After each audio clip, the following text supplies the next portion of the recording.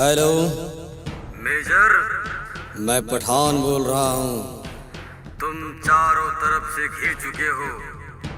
अगर अपनी जान की सलामती चाहते हो तो अपने गवर्नमेंट से कह दो कि कश्मीर हमारे हवाले कर दे।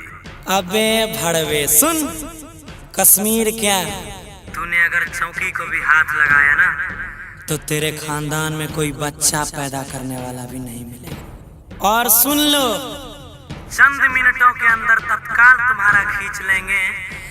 चंद मिनटों के अंदर तत्काल तुम्हारा खींच लेंगे। और हम इंडिया वाले हैं, जिस्म के साथ खाल तुम्हारा खींच लेंगे।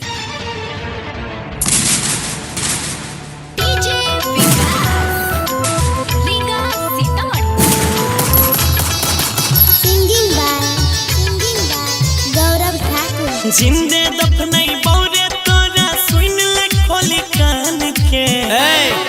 तोरे कहै छियो, जिंदे दफनई बौरे तोरा सुन ले खोली कान के। तोरा छाती पे फहरैबौ झंडा या बड़ी हिंदुस्तान के। तोरा छाती पे फहरैबौ झंडा या बड़ी हिंदुस्तान के।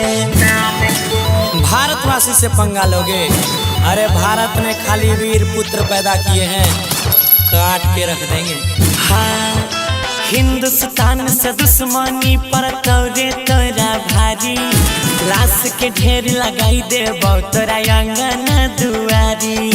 इतनी लाशें बिछाऊंगा, इतनी लाशें कि पाकिस्तान में दफनाने के लिए कब्र कम पड़ जाएगा।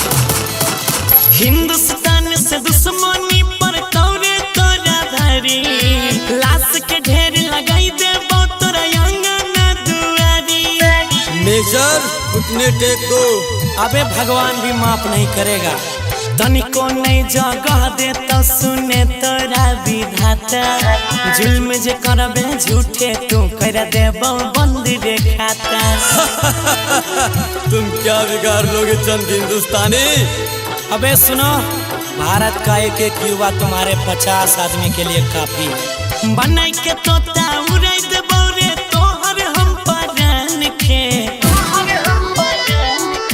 बनाई के तोता उड़ाई देबो रे तोहर हम परान के। तोरा छाती पे फहरैबौ झंडा या बड़ी हिंदुस्तान के। तोरा छाती पे फहरैबौ झंडा या बड़ी हिंदुस्तान के।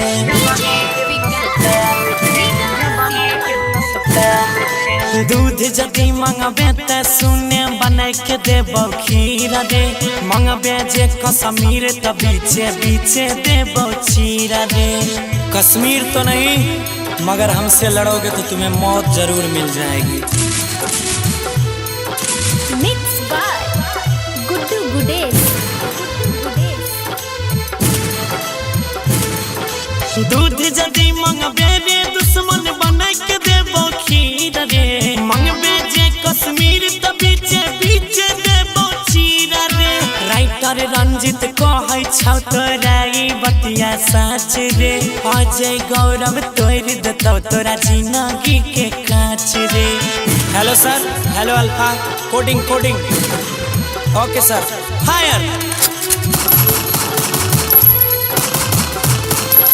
मांग सलामत रे दोगला भगवान से अपन जान के। मांग सलामत रे दोगला भगवान से अपन जान के। तोरा छाती पे फहरैबौ झंडा या बड़ी हिंदुस्तान के। तोरा छाती पे फहरैबौ झंडा या बड़ी हिंदुस्तान के। हर पाकिस्तानी बोलता है कि जला देंगे, रख दे ही महाकाव्य। मेरा हिंदुस्तान जिंदाबाद था, है और रहेगा। Vijay Shri digital audio recording studio Biharigunj.